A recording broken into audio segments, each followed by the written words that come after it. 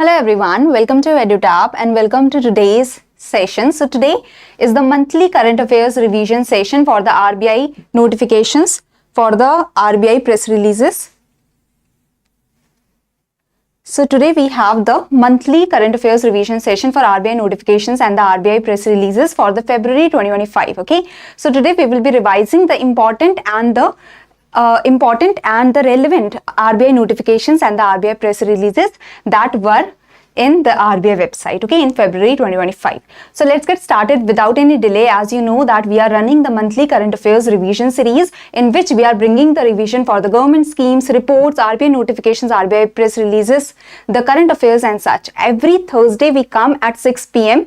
to help you out in your revision, okay, and many of the good level of questions I have brought for you so that you have the exam level understanding that what kind of questions come from the RBI notifications and the RBI press releases. So good evening everyone, give me a thumbs up if everything is fine, if I am clearly audible, if the screen is clearly visible to you. So give me a thumbs up so that I can move ahead, and do subscribe to the YouTube channel of EduTap so that you continue getting the relevant videos, as well as do join our Telegram channel, because in the Telegram channel you will get the PDF of today's session and the link for the Telegram channel is provided in the description box below.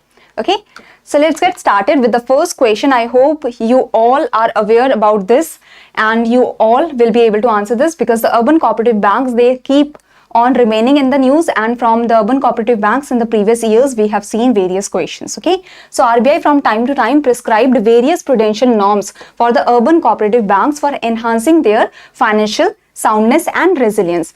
With a view to rationalize these norms, there are certain steps that has been taken by the Reserve Bank of India, and which of the following statement is or are incorrect in this regards. Okay, so aggregate exposure of a urban cooperative bank to residential mortgages, housing loans to individuals other than those eligible under the PSL, so other than those eligible to be classified as priority sector, shall not exceed 25% of its total loans and advances. Okay, so out of the total loans and advances of the UCB, the housing loan should or residential mortgage should not exceed 25%. Aggregate exposure of a UCB to real estate sector, excluding housing loans to individuals, shall not exceed 5% of its total loans and advances, and housing loans to individuals shall be subject to 4 crore rupees for tier 4 UCBs. No, it is rupees 3 crore for the tier 4 UCBs. So first statement is correct, second statement is correct, but the third statement is wrong, because it is not 4 crore, it is 3 crore for the tier 4 UCBs. Okay, so yes, the correct answer here is 3 only, that only the third. You had to tell the incorrect statement, so only the third statement is incorrect, and that's why E is the right answer, and only Swapnil was able to answer the question correctly. So here the E is the right answer. Okay, so here you can see that the aggregate exposure of a UCB to residential mortgages should not exceed 25% of the total loans and advances, as well as aggregate exposure of a UCB to real estate sector should not exceed 5% of its total loans and advances, as well as for the different tiers of UCBs. For tier 1, that is the smaller UCBs, the loan amount per dwelling unit is 60 lakh rupees. For tier 2 UCBs that are a little bigger, they have the loan amount per dwelling unit up to 1.40 crores, and for tier 3, 2 crores, and for tier 4, 3 crores. This is the single borrower exposure limits that the different tiers of UCBs can have in the loan amount per dwelling unit. Okay, different tiers of UCB, the tier 1 is the smallest of the UCBs and the tier 4 are the largest of the UCBs. That is the basic idea. Okay, and these are the tier wise distinction between the UCBs. I have taken a complete session on this, so if you have any query regarding the prudential norms, you can see that session. In that session we have also discussed that the small value loans meaning or the definition has been changed. Before, the definition of small value loans was that the small value loans are those loans that are not more than rupees 25 lakh or 0.2% of tier 1 capital, subject to the maximum of 1 crore per borrower. But on a review, the definition has been changed. Now the small value loans are not more than 25 lakh or 0.4% of the tier 1 capital, whichever is higher, subject to a maximum ceiling of rupees 3 crore per borrower. Okay, so this is the idea. I hope this is very much clear. So I hope this is very much clear. Now coming to the next question, easier question, but direct questions can come in your phase 1 and phase 2 of the examination. So try to answer this question, that the Reserve Bank of India has been conducting the Financial Literacy Week annually since 2016 to promote the financial awareness among the different sections of the society. The 10th edition of the Financial Literacy Week is conducted in 2025. This was launched by the Governor of the RBI, that is Shri Sanjay Malhotra. What is the official theme of the Financial Literacy Week 2025? So this is what you have to answer. So here I am getting the answer C. Okay, let's see how many of you are able to give the right answer. C. Is it really the right answer? Is it so? Shouldn't it be A or B? Actually, C is the right answer. I am so happy to see that all of you have answered it correctly. So financial literacy, women's prosperity, this was the official theme of the Financial Literacy Week of 2025. Okay, so this is the theme, that is Financial Literacy Week theme, official theme was the women's prosperity. Okay, so financial literacy, women's prosperity, and this Financial Literacy Week is celebrated every year since 2016. This is also something important that you need to keep in mind. Okay, coming to the next question, as you know that regulations at a glance, this document or this publication is released by the Reserve Bank of India. Now, which department of the Reserve Bank of India has compiled the regulatory instructions into an easily accessible handbook that is titled Regulations at a Glance to provide a broad overview of the regulatory landscape that is under the Reserve Bank of India? So, which department is involved here? Department of Supervision, or Department of Economic and Policy Research, or Department of Payment and Settlement System, or the Department of Regulation, or the Financial Inclusion and Development Department? So yes, very good. The Department of Regulation is the one that has released the regulations at a glance. Okay, so this is absolutely correct. Now, if you have not gone through this regulations at a glance publication, you should go through it, at least have a look at it, because if you want to find the minimum net worth for the small finance bank, minimum net worth of the universal bank, the transition criteria from the universal bank to small finance bank, so anything that is in news that is related to banks, that is related to regulations, you can get the correct data through this publication very easily. Okay, so regulations at a glance, this is a very good publication. You do not have to cram everything that is given in this publication, but if you want to find some data, if you want to find some authentic data, you can go through this. Okay, now coming to the next question, on a review of current and evolving liquidity condition, the Reserve Bank of India has decided to conduct the US dollar and INR buy sell swap. So the RBI has conducted the US dollar buy and INR sell. So RBI is buying the US dollars, RBI is buying the US dollars, and RBI is selling the INR to the banks. So this is to increase the liquidity, this is to increase the money supply with the banks, this is to increase the availability of the Indian rupees with the banks, so that the banks can lend more money, and when the banks are lending more money, the liquidity, the money supply will increase in the economy. So this is the idea. So RBI is conducting the swap, and that is for a long period of time, that is for 36 months. The swap is conducted for a tenure of 36 months, and the swap is of US dollars 10 billion. Okay, so this is the idea, and now this is to inject the liquidity into the banking system. This is to provide the more of the Indian rupees to the bank, so that they can increase the liquidity, they can increase the money supply in the economy. Now in the swap auction, the minimum bid size would be of US dollar 10 million and in multiples of US dollar 1 million thereafter. Okay, so the E is the right answer here. And all the students that have given the right answer, they can give a thumbs up to themselves and give 1 marks to themselves. Okay. It was written now that Financial Literacy Week is celebrated every year since 2016. Every year since 2016. Okay. So now coming to the next question. So this we have understood. So swap transaction, the Reserve Bank of India is doing the swap transaction with the banks, in which the RBI is buying, the Reserve Bank of India is buying the dollars and is selling the rupees, is providing the rupees to the banks, so that the banks have more rupees with themselves, and the banks can provide more rupees to the people, so that the liquidity can increase and the money supply can increase in the economy. Okay, so I hope this is clear. So swap transaction, this is of 10 billion. This is for the tenure of 36 months. So this is a long-term swap transaction that is happening. And here the minimum, or we can say under the swap auction, the minimum bid size would be $10 million, and in the multiples of $1 million. Okay. Again, I have taken a complete session on this. If you want to see it, you can go through that session. Okay. Now coming to the next question, Japan and India, they have renewed their bilateral swap arrangement, which allows both the countries to swap their local currencies for the US dollar when they require, when they are in the need. Okay. So providing a crucial safety net for liquidity in times of economic volatility or external shock. Let's say there is a problem that is coming in Japan, and there is a balance of payment crisis that is coming in Japan. That means Japan requires dollars to pay for its imports, let's say. Okay.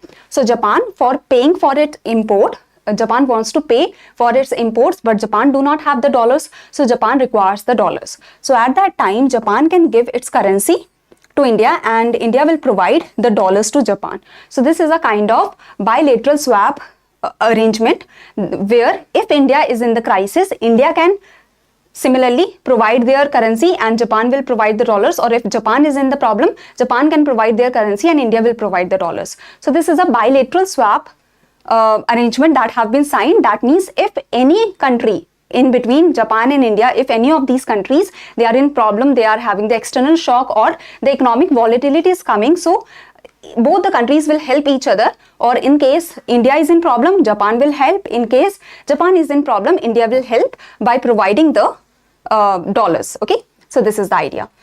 So now, despite the renewal, the size of the bilateral swap arrangement remains unchanged. And what is the size of the bilateral swap arrangement? It is $75 billion.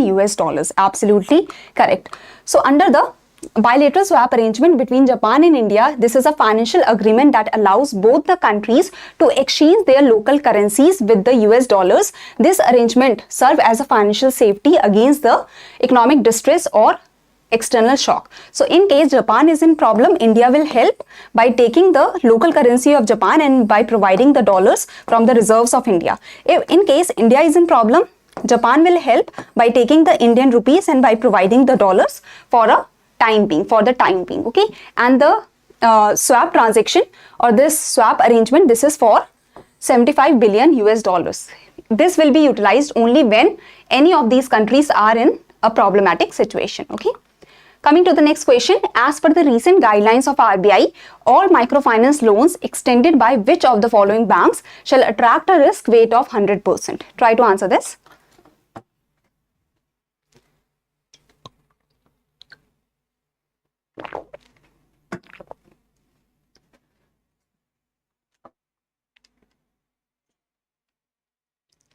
So as per the recent guidelines of RBI, the RBI has said that all the microfinance loans that is extended by the regional rural banks and the local area banks, they will attract all the microfinance loans that is extended by these banks, they will attract the risk weight of 100%. Okay, they will attract the risk weight of 100%. It is not RRBs and small finance banks, it is RRBs and local area banks. Okay, so applicability in the 2023 examination, there was a direct question on the applicability, so you have to remember this. Okay, so here you can see that for the commercial banks, including the small finance banks, it was said that the microfinance loans in the nature of consumer credit, they will attract the risk weight of 100%. Some of the microfinance loans that are the, let's say, retail claims, or they are for the small businesses, but they are the microfinance loans for the small businesses, for the operation of the small businesses. Such kind of loans that are under the regulatory retail portfolio, they will attract the risk weight of 75%. So for commercial banks, including the small finance banks, the microfinance loans that is in nature of consumer credit, they will attract the risk weight of 100%. But some of the microfinance loans or some of the loans that are for the small businesses, that are for the continuation of operation of the small businesses, they might attract, that are under the regulatory retail portfolio, they can attract a risk weight of 75%. But in case of the RRBs and the local area banks, all the microfinance loans shall attract a risk weight of 100%. So this is the idea. Okay, so this is what you need to keep in mind. Now coming to the microfinance loans. Here it was said all microfinance loans, but in the case of commercial banks and small finance bank, microfinance loans that are only in the nature of consumer credit. Okay, so that's the difference between the RRBs and local area banks and commercial banks and small finance bank. Commercial bank and small finance bank, they will attract a risk weight of 100% for all the microfinance loans that are in the nature of consumer credit. That means other microfinance loans will attract some other risk weight. It might be 75% or it might be something else. Okay, got it? Now coming to the all collateral, the microfinance loans, they are all the collateral free loans to individuals or belonging to low income households. That is the households that are having annual income of up to 3 lakh, they are treated as microfinance loans. So all the collateral free loans that are given to the households, that are given to the individuals that have the annual income up to 3 lakh rupees, these are the microfinance loans. Okay, now coming to the, I have taken a session on this again. If you are following my sessions, you will be able to answer these questions. So I hope you have seen these sessions, so you are able to answer these questions. Okay, now coming to the next question, try to answer this question, read the question carefully and then try to answer this question.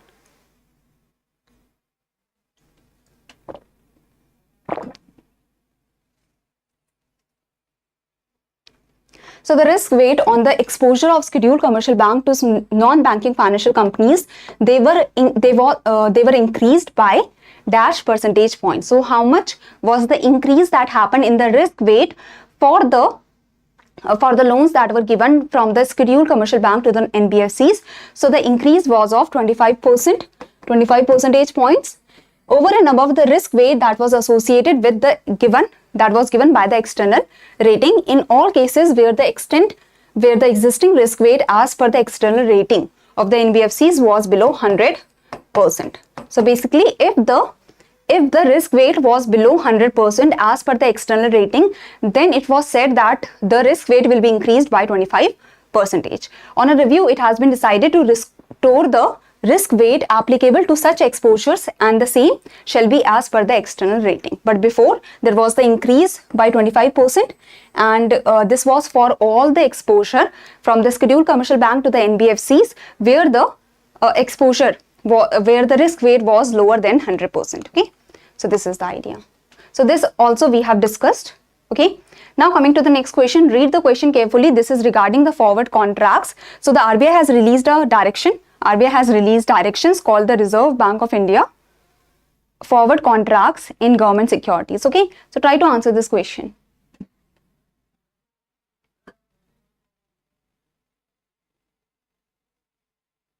Read the statements carefully and try to answer this question.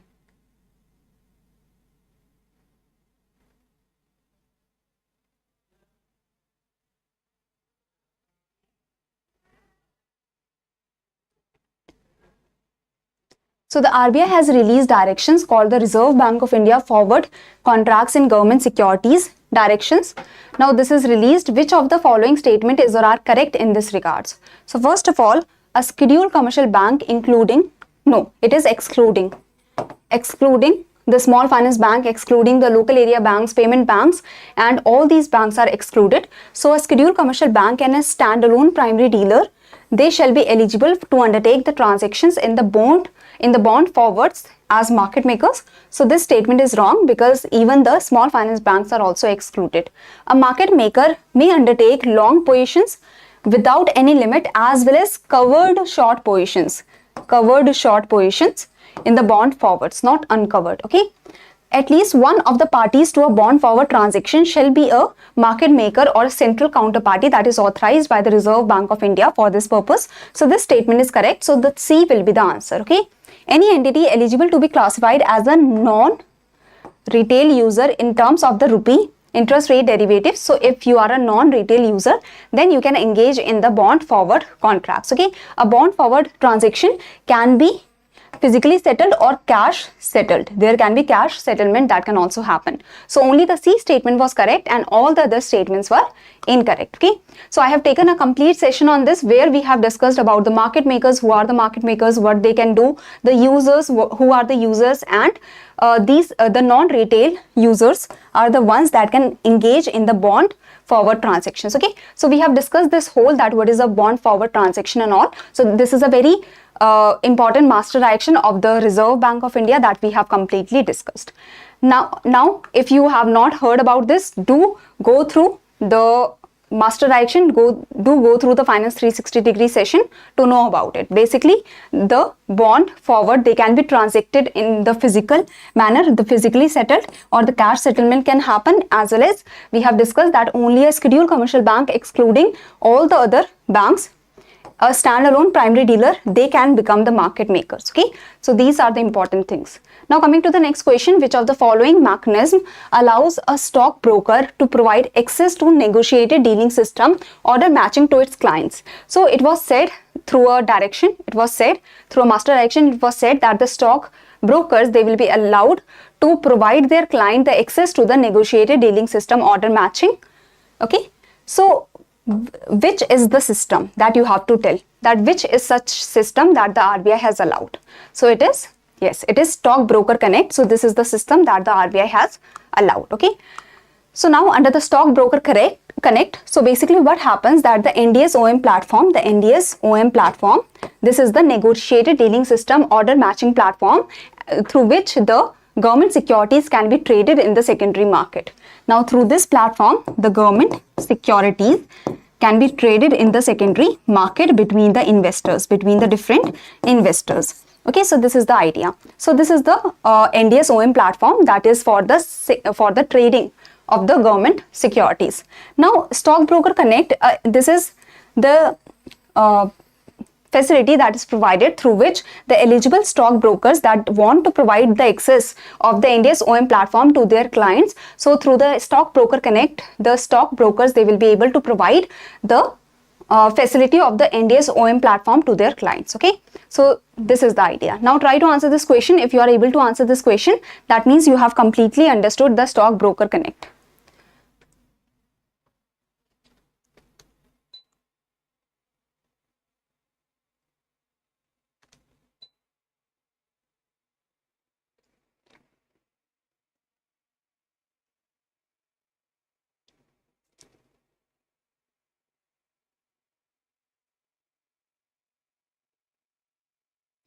So RBI has released the master direction, okay, that is Reserve Bank of India access criteria for NDS-OM, who can access the NDS-OM.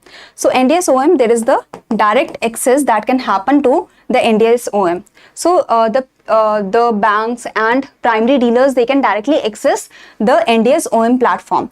Then there is the indirect access to the NDS-OM platform. So the retail investors or the investors that do not have the direct access to the NDS-OM platform, we can have the indirect, we have the indirect access. We can have the access to the NDS-OM platform through the players that have the direct access. Okay, then there is the Stockbroker Connect. So the Stockbroker Connect is providing the access to the stockbrokers. Okay, so entities, first of all, that are eligible to seek direct access to NDS-OM, they shall have a SGL account, that is Subsidiary General Ledger account, with the Reserve Bank of India. It is not SEBI, it is with Reserve Bank of India. Okay, current account with the RBI or a designated settlement bank, and the membership of securities settlement segment of the CCIL. Okay, the stockbroker has an agreement with, now the stockbroker, through the Stockbroker Connect, if the stockbroker wants to get the access to the NDS-OM platform, so the stockbroker need to have an agreement with an entity that is member of the securities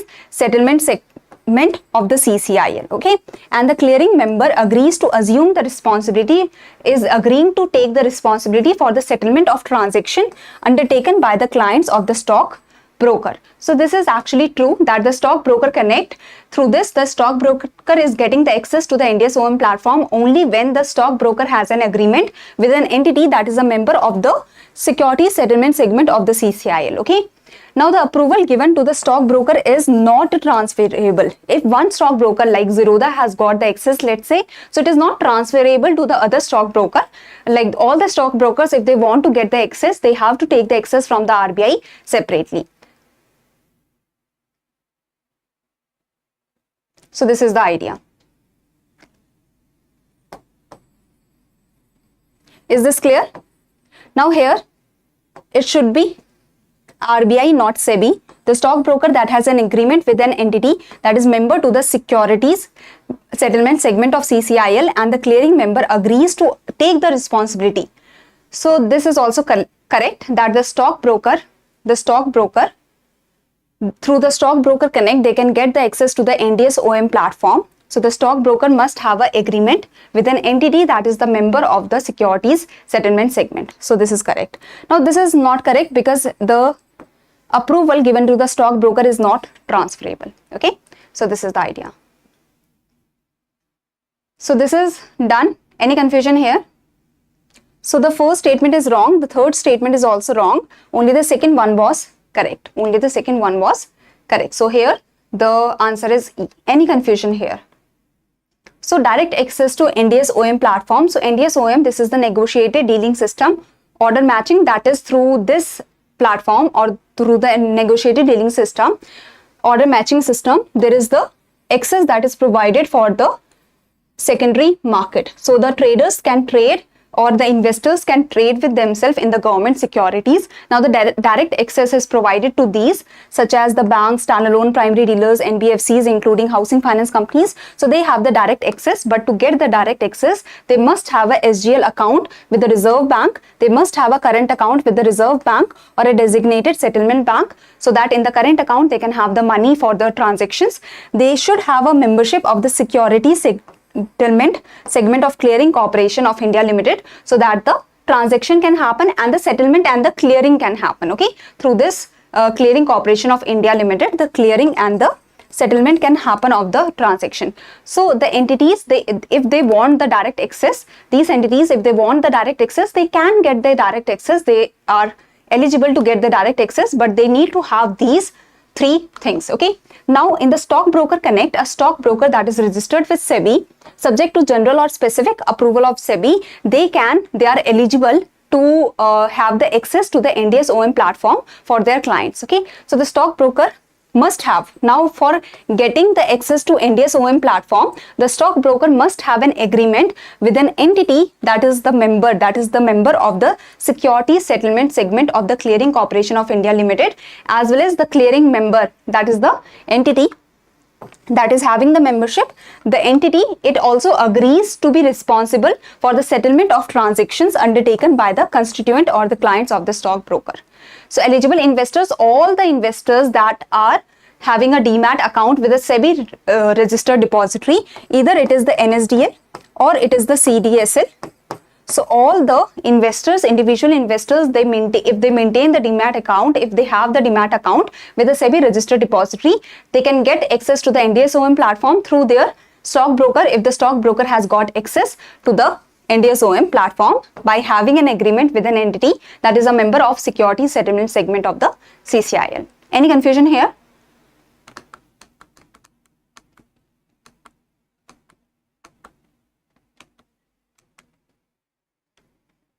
Any confusion? Now coming to the next question. Now try to answer this question. Try to answer this question, and if there is any confusion, you can ask me.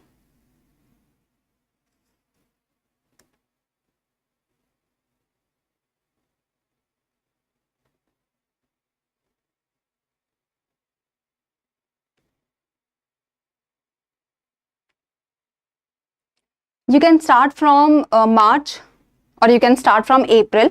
Just like if you are starting from January onwards now, so you are starting way back, and you will have a lot of things to do and you will get tired and you will get frustrated. So I will suggest you at least start with the nearest month, that is March. Once you are done with March, then you can do April, and then you will see that okay, you have time, and now then you can go back to Feb, or then you can go back to the whichever month you want to go back. But for now, I will suggest that at least start from the March, so that you do not get too much frustrated. Now coming to this question, now who are the primary members of the NDS-OM? Now in the NDS-OM platform, these are the primary members. These are the primary members who can have the direct access to the NDS-OM platform. Okay, so through these primary members, the individual people or the retail investors can have the access to the NDS-OM platform. So the direct access to NDS-OM platform, this is usually provided to the banks, the standalone primary dealers and such. So to these big entities, the direct access is provided of the NDS-OM, and the retail investors through their banks or through the primary dealers, they can get access to the NDS-OM platform. So the retail investors or the other investors, they have the indirect access to the NDS-OM platform. Now, basically, the primary members are the big banks or the primary dealers and standalone primary dealers and such. Now, which of the following is true regarding transactions between the primary member, that is the direct, that is having the direct access of the NDS-OM, and its own gilt account holder, that is the retail investors or the investors that are getting the access to the NDS-OM platform through the primary member. So retail investors or the gilt account holders, they get access to the NDS-OM platform through the primary member. So now in between, if the transactions are happening between primary member and the gilt account holder, or the transaction is happening between the government securities being sold or bought in between the gilt account holders, that is two retail investors of the same primary member, then which of the following statement is true in regards to the recent RBI notification? So it has been said that transactions between a primary member and its own gilt account holder, or between two gilt account holders, that is the two retail investors or two investors that are of the same primary member, they can now be matched on both the anonymous order matching segment of the NDS-OM platform or the request for quote segment of the NDS-OM platform. So basically, I have told you that through the NDS-OM platform, there is the trading that is happening between the investors. The investors among themselves, they are buying and selling the government securities in the secondary market. Okay. Now let's say that there are the two gilt account holders of the same primary member through which they are getting access to the NDS-OM platform. Okay. So before their transaction, if the two members of a same primary member, if they were doing the transactions, they had to do transactions outside the NDS-OM platform. But now it is said that if a gilt account holder is doing the transaction with its own primary member, or if the two gilt account holders of a primary member are doing the transaction, they can also happen on the NDS-OM platform, in this platform where the secondary market trading happens, as well as request for quote. So in NDS-OM platform, there is a separate section that is request for quote. In this request for quote, actually, let's say you want to buy the government security, but you want to do the negotiation that, okay, I want to sell the, let's say you want to sell the government security, and you are saying that you are requesting the quote that I want to sell the government security, how much you want to give the money. Okay. So let's say the other party has said 200 rupees or 2000 rupees. You will say, no, I want 2500. The other party, then the negotiation will start. So this is the request for quote. You are requesting the quote for the government security that you want to sell. You are requesting the price for the government security that you are selling, or request for quote is for buying. Let's say you want to buy the government security. You are asking the quote from the sellers that at how much rupees they are ready to sell. The least quote that you will get, you will buy at that. Okay. So this is the idea. Now let me show you. See, now generally transactions in the government securities between the investors, it happens in the over-the-counter market that is currently undertaken either on the negotiated dealing system, order matching. So through the NDS-OM platform, the transactions are happening in the government security between the investors, or the transaction can happen between the investors for the government security even on the bilaterally negotiated method. Okay, so the investors can also do the bilaterally negotiated negotiation for the government security that is outside the NDS-OM platform, but it has to be reported to the NDS-OM platform. So at least everything that is happening is under the vision of the NDS-OM, and the reporting is happening in the NDS-OM. So either you can do the transaction in government security through the NDS-OM platform, or you will have to, if you are doing the bilateral transaction, then you have to report it. Okay. So this was the idea, and the clearing and the settlement of the transaction was happening through the CCIL.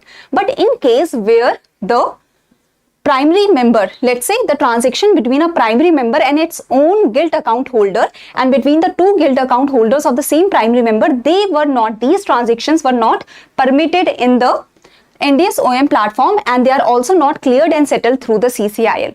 So it was said that if the transaction is happening between the gilt account holders of the same primary member, or the transaction is happening between the primary member and its own gilt account holder, so these transactions will not be reported, or these transactions will not be done in the NDS-OM platform.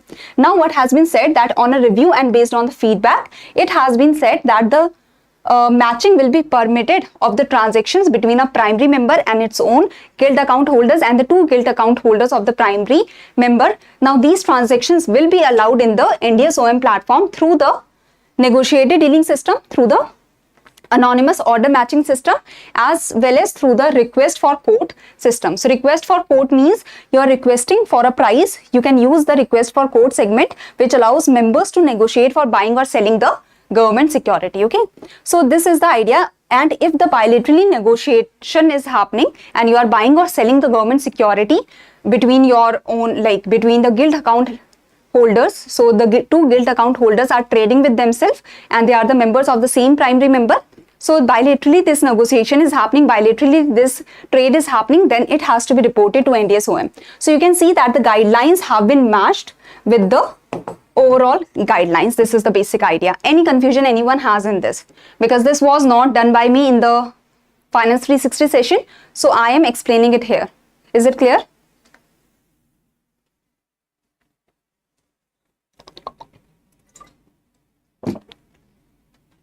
Any confusion here?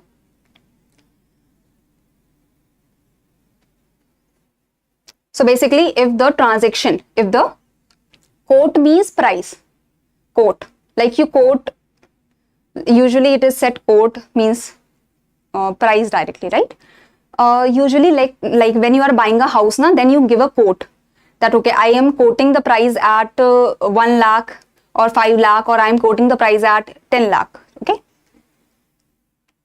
Okay, let's move ahead. So this was also in your finance current affairs.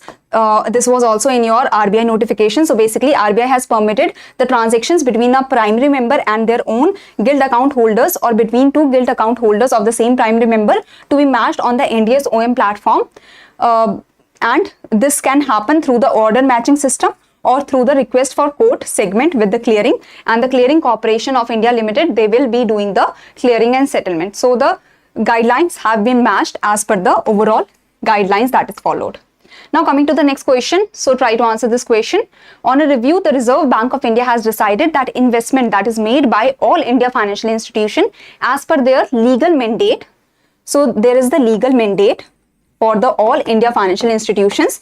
So the RBI has decided that the investments that is made by all India financial institutions as per their legal mandate, because let's say if NABARD is there, NABARD is a all India financial institution. So NABARD is focusing in agriculture and rural development, and NABARD has to do investment in these areas. As well as National Housing Bank has to do investment in the housing area. The NAFID has to do investment in the infrastructure area. So different all India financial institutions have the different legal mandates, different areas that they have to focus on. Now, as per their statutory mandates, what happens as per their legal mandates, if they are investing in long-term bonds and debentures having minimum residual maturity of 3 years at the time of their investment, so issued by non-financial entities. Non-financial entities means, let's say some non-financial entity, some real estate. So if investment is happening in such areas like housing, real estate, or some company that is non-financial. Non-financial means that is not banking company or insurance company or something financial company, that is not bank, insurance company or NBFC or such. Okay, so if the all India financial institution is doing the investment in the long-term bond or debentures and they are issued by the non-financial entities, they shall not be accounted for the purpose of the ceiling, that is for the held till maturity. So what was the ceiling? It was 25%. Absolutely correct. Okay, so the answer was 25%.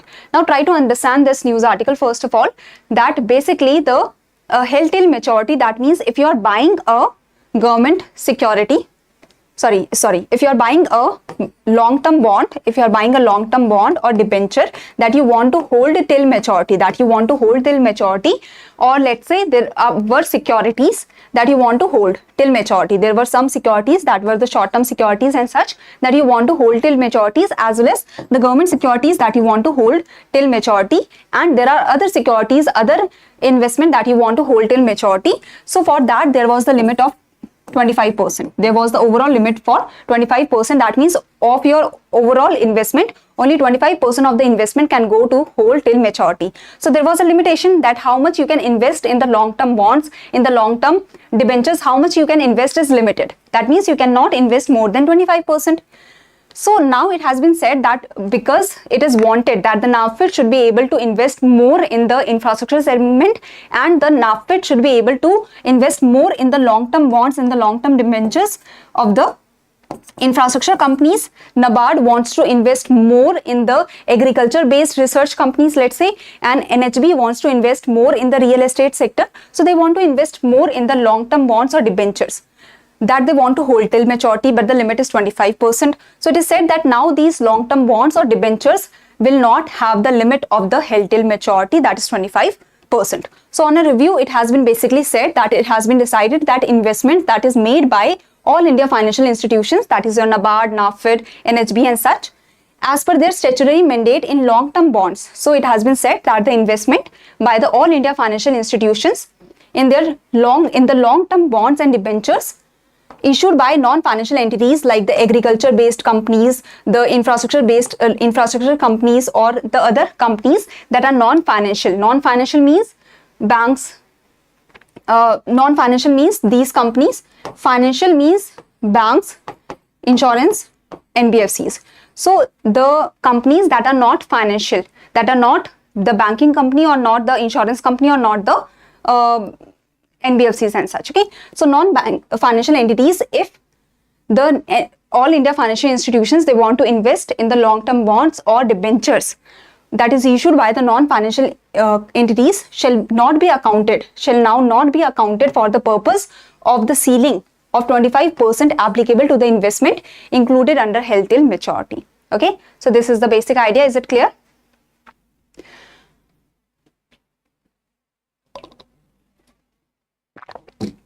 So this exemption will encourage the all India financial institutions to invest more in the long-term bonds and debentures issued by the non-financial companies such as the infrastructure-based companies, the corporates,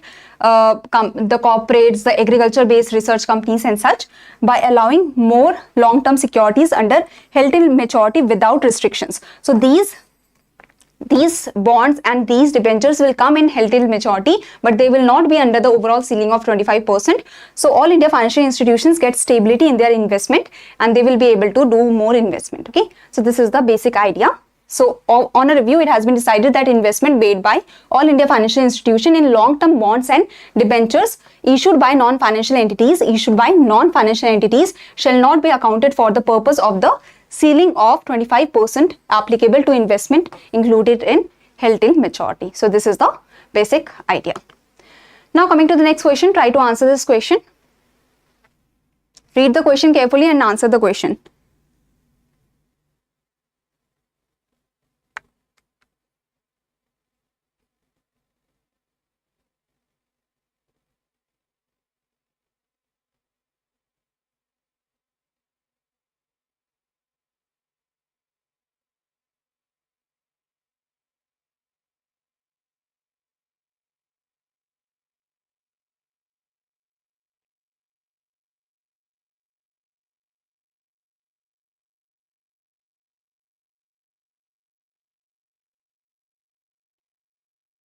So the annual report of the ombudsman scheme under the Reserve Bank of India, it was Reserve Bank Integrated Ombudsman Scheme.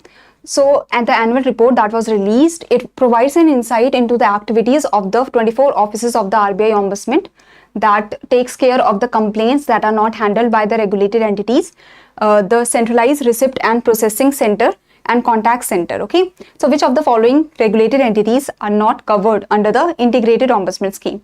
So under the integrated ombudsman scheme, let's say you are a customer and the bank is not handling your complaint within 30 days. So then you can raise your complaint with the integrated ombudsman scheme of the Reserve Bank of India, or let's say the bank has not given the satisfactory reply to your complaint, so you can raise your complaint with the integrated ombudsman scheme. Now, which of the following statements or which of the following criteria is correct, that you have to answer. Okay, so which of the following is incorrect, which of the following are not covered? So commercial banks, regional rural banks, scheduled primary urban cooperative banks, they all are included under the integrated ombudsman scheme. Non-scheduled primary urban cooperative banks with deposit size of 50 crores and above, they are also included in the integrated ombudsman scheme, but the size is 50 crore and above and not 75 crore. NBFCs, that are deposit taking NBFCs, or they are having the customer interface with an asset size of 100 crores, they are also under the integrated ombudsman scheme. Payment system participants, credit information companies, they are also under the integrated ombudsman scheme. So here the B is the correct answer because it is not covered under the integrated ombudsman scheme. The statement was incorrect because of the limit. Okay, so these are the entities that are covered under the integrated ombudsman scheme. Now coming to the next question, try to read the question carefully and try to answer.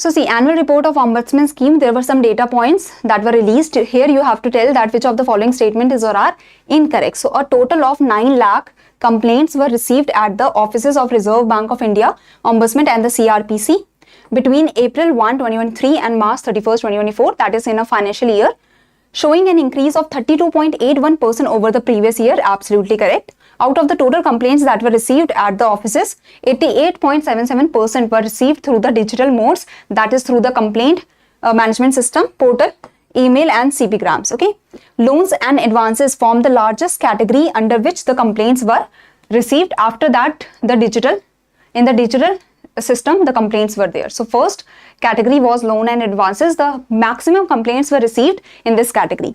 A total of 2,84,000 complaints were disposed by offices during the year, thereby achieving a disposal rate of 95%.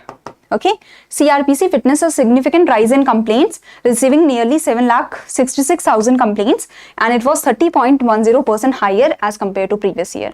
So here the D statement is incorrect. Here the D statement is incorrect. Yes, the D statement is incorrect and all the other statements are correct. Okay, so this is the idea, just the basic data points you need to remember, that in the the complaints that were received, there were an increase of 32.81% over the previous year for the offices and for the CRPC. Out of the total complaints received by the offices, 88.77% were cleared or were received through digital modes and 95.10% were resolved. Okay, so these many of the complaints, they were resolved. So the disposal rate of 95.10% for the offices, as well as the loans and advances, they form the largest category under which the complaints were received. So this is the basic idea. Okay, now the CRPC has received 30.10% higher complaints as compared to the previous year.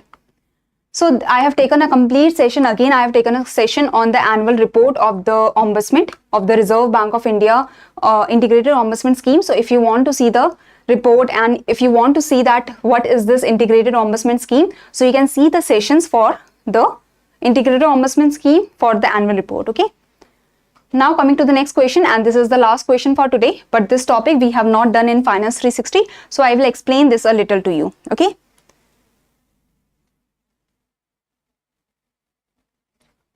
try to answer this question first.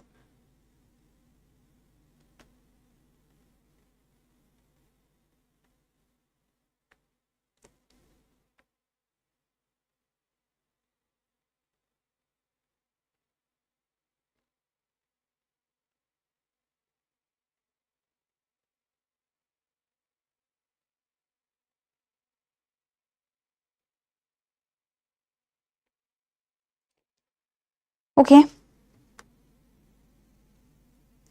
Okay, so I have got an answer. Let's see how many of you are correct.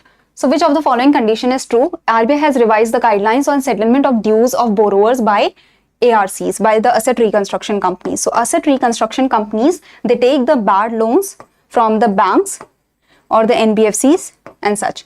So the asset reconstruction companies, they take the bad loans or the non-performing asset from the banks.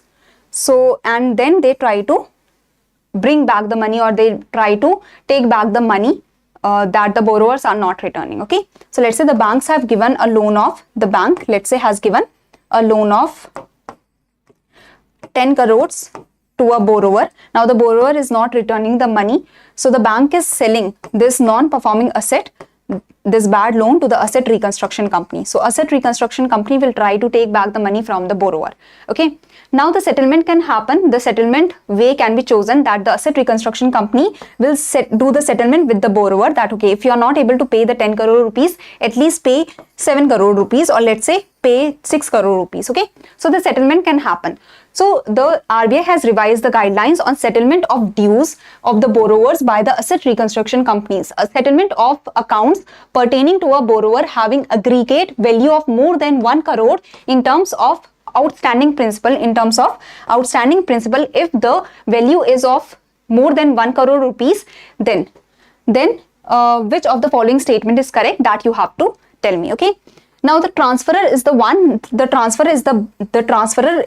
that is transferring the bad loan to the asset reconstruction company. Okay, so the net present value of the settlement amount, let's say, is 6 crore. This is the net present value of the settlement amount. This should generally be not less than the realizable value of securities. Now security is what? Security is the collateral. Let's say the borrower has taken 10 crore rupees from the bank against the collateral, that is a house.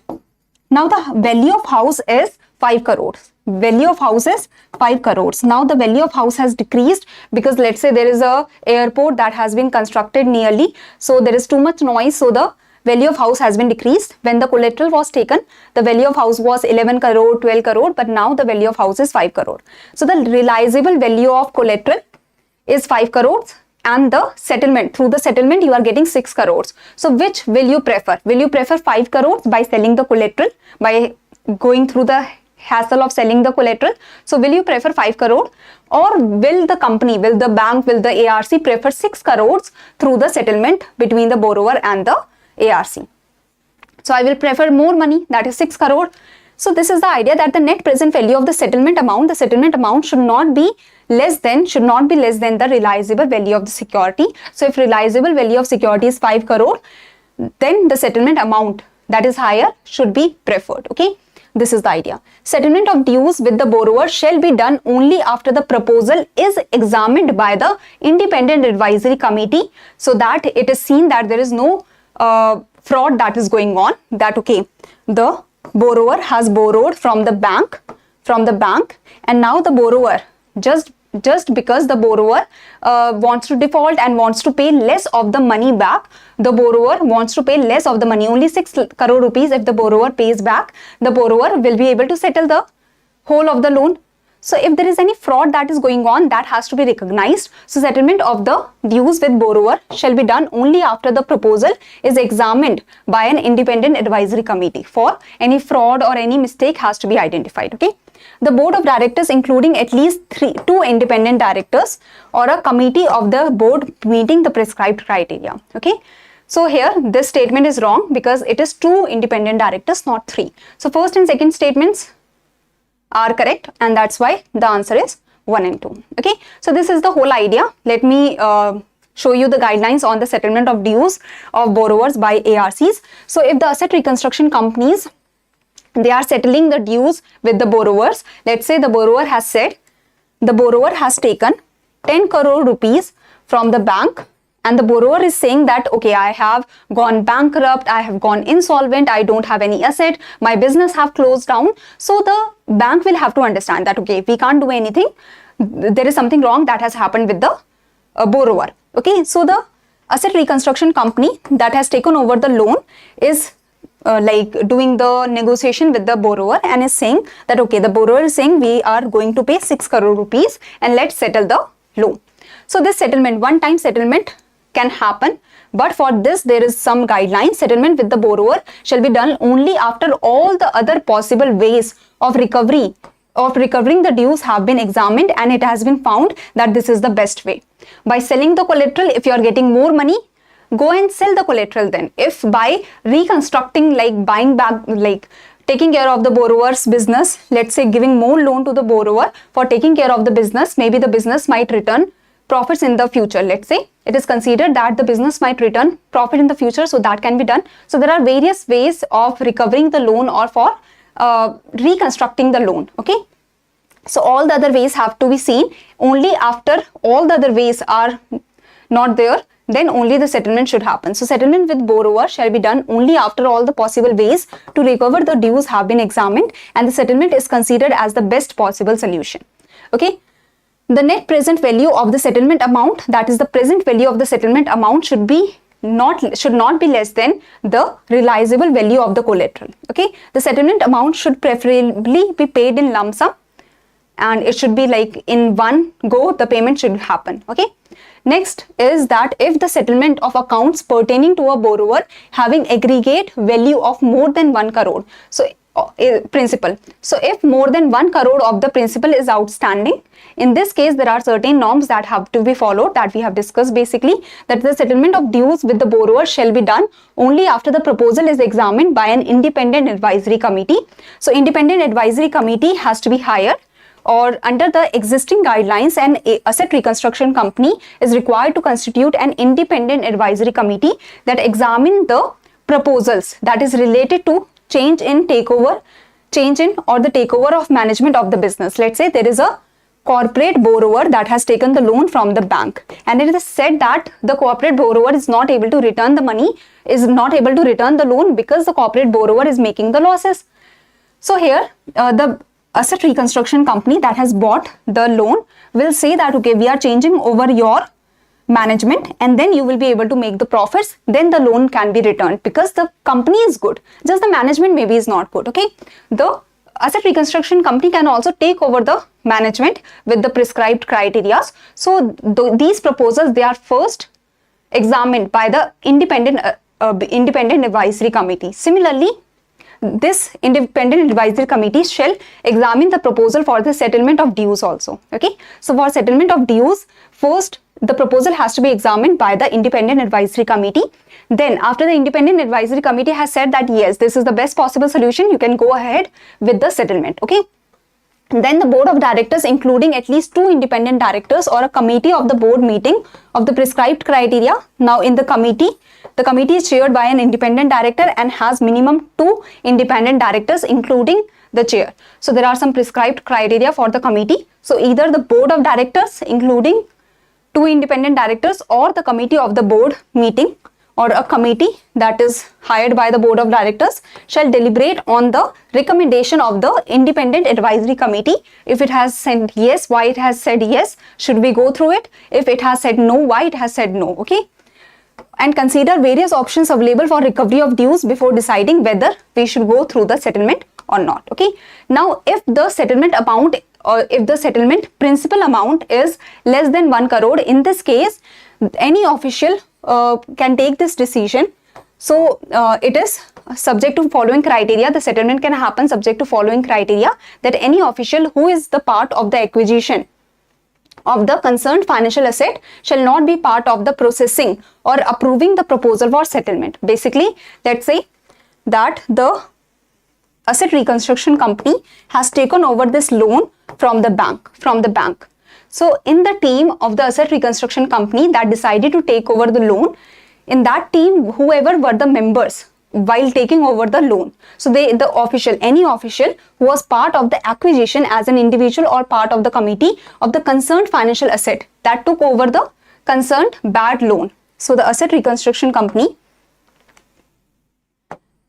they have taken over the bad loan from the bank. So the asset reconstruction company usually have a team that decides that which bad loans should we take over, in which we will be able to recover the money. Okay, so the team that has decided to take over this bad loan, this financial asset, so the same team should not be involved in the settlement process,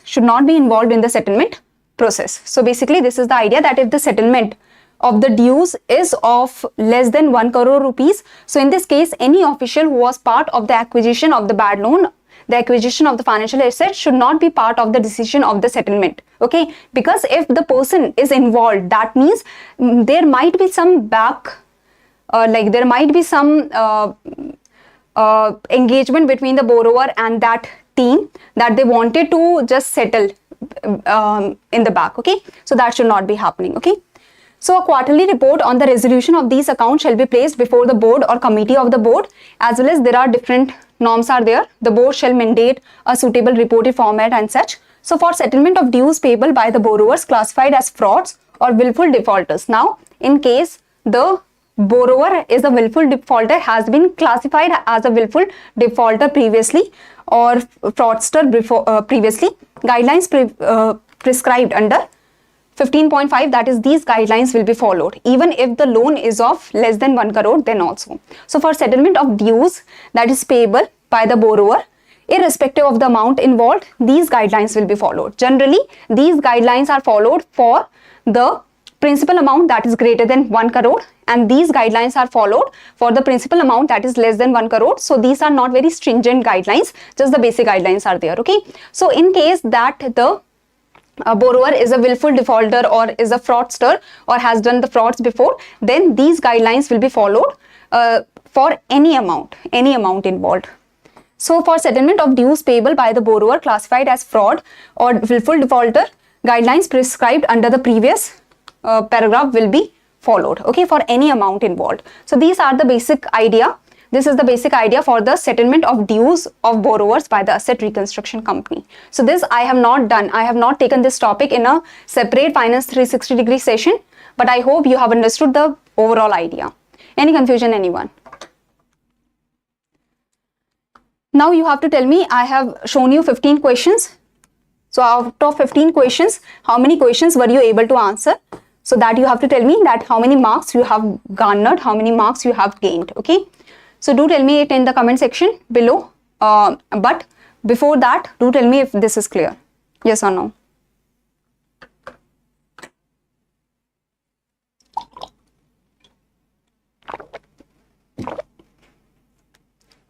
Any confusion here, anyone? Okay, you are most welcome, everyone. So do tell me in the comment section below. Do tell me in the comment section below that out of 15 questions, how many answers were you able to give? So that means how many marks have you got? Because if you are getting more than 10 marks, that means you are doing good. And for this month, that means you have prepared well. Okay.